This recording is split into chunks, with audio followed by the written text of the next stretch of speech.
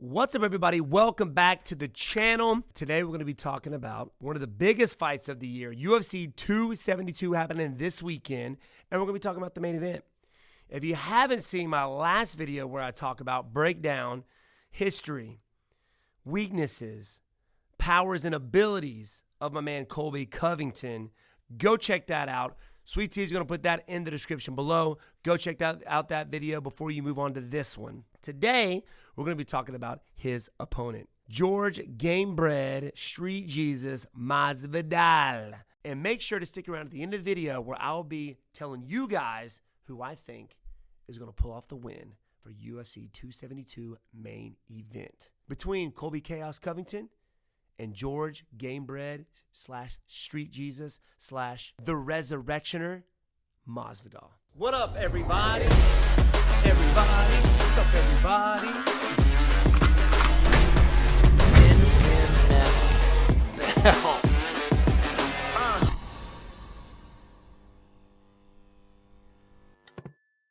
All right, guys, we're gonna give you guys some history of Gamebred. For all you new fans out there of MMA who have just seen the UFC superstar, Jorge Masvidal, we're going to be going back to where he wasn't, all right? So let's get into this bad boy. History coming up. Masvidal was born and raised in Miami, Florida. Growing up, Masvidal wasn't too keen on academia, let's say.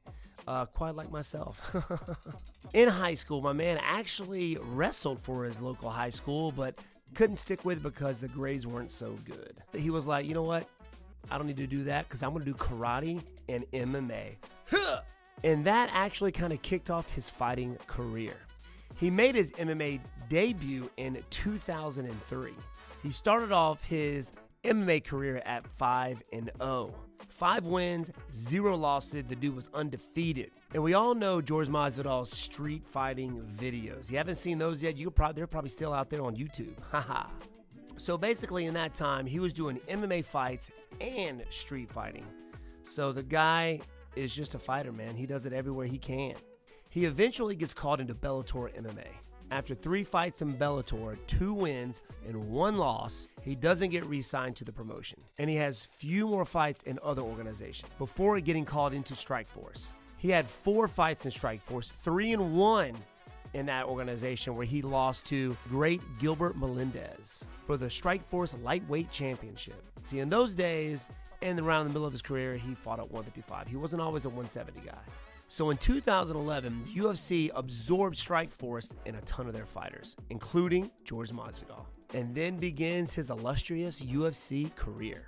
He goes on to fight some pretty heavy hitters in the 155 division: Michael Chiesa, Tim Means, James Krause, Benson Henderson, and more. So in his time in the UFC's lightweight division, he had trouble winning the big fight. So it seemed when he was on the cusp of that UFC championship stardom, he just seemed to fall short. And he's actually tied for the most split decision losses in the UFC. So after a long career at lightweight, my man Jorge Masvidal decides to make that career-defining move and moves to welterweight. So he opens up his welterweight career against a tough guy, Cesar Ferreira. He goes on to drop his next 2 fights with Ben Henderson and Lorenz Larkin. His next 3 fights will all be victories against Ross Pearson, Jake Ellenberger, and Donald Cerrone. He drops his next fight, which is a UFC title eliminator against Damian Maia. And guess how he lost that fight? That's right, split decision. And then right after that, he goes to the polar opposite of styles and fights a striker in Stephen Wonderboy Thompson. And we all know how that fight went. Go check it out. And then begins the terrifying reign of Jorge Gamebred Masvidal, a.k.a. Street Jesus, a.k.a. The Resurrection. He goes out to London and starches one of the welterweight superstars in Darren Till, knocks him out cold in the 2nd round.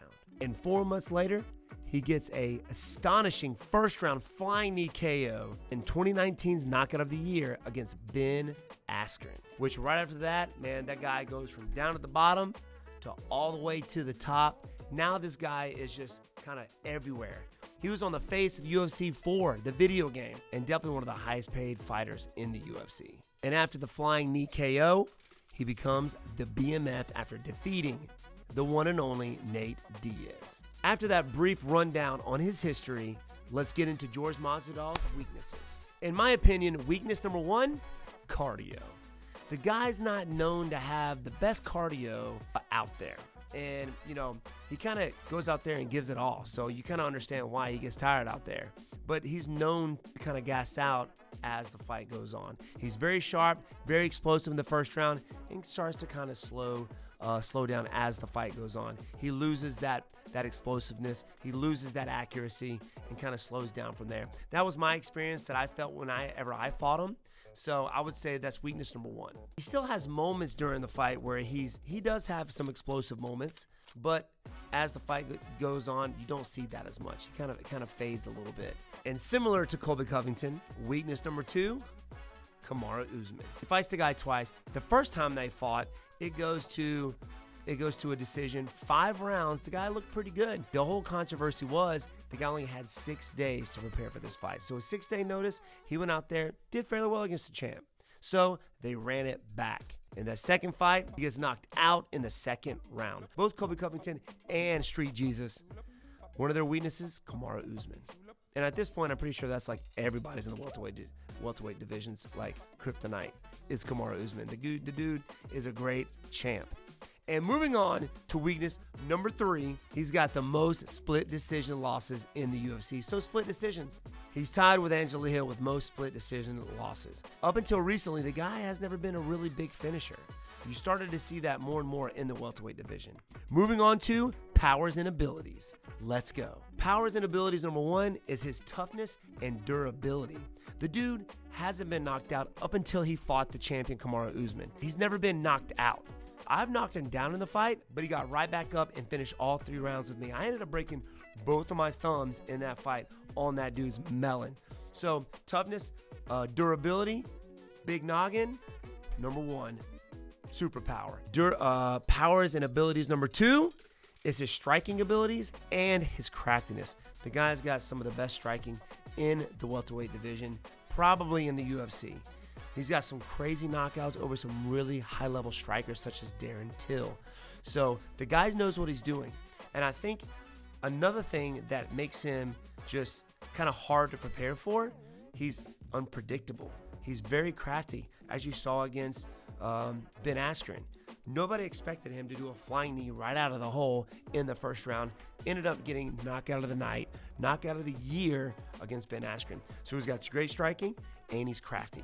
And I think that has a lot to do, his craftiness has a lot to do with the number 3 on the list, experience. The guy's got over 50 fights. He's 35-15.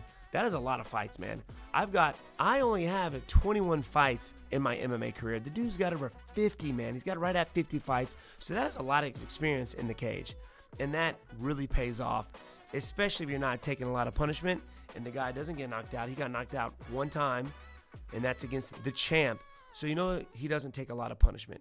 So to have that experience, to not take that punishment, to have the fight IQ that he does, it's, as you can tell, and you've seen it in his recent fights, and now going up against one of the best wrestlers and former teammate in Colby Covington. Who you got? Who you got winning this fight? On paper, and kind of like the other end of the spectrum of Masvidal, him lacking, his cardio. He's fighting one of the guys who has the best cardio in the division. He's notorious for getting taken down. He's fighting one of the best wrestlers in the division. And not only that, he's fighting a guy who's had a lot of experience in training with Jorge Masvidal, and that's Colby Covington. Former friends turned foes.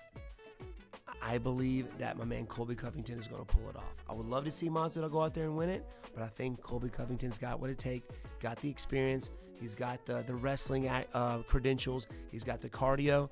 I think he's going to go out there and take him down and tire him out and win this fight. So type in the comments down below who you think is going to win this main event. All right? It's going to be some of the best trash talking of the century. Go check it out if you're not checking out UFC 272. I'm going to be watching the fight. UFC's coming in for our UFC Fight Night. So go check that out on Fight Pass. Let me know what you think, guys.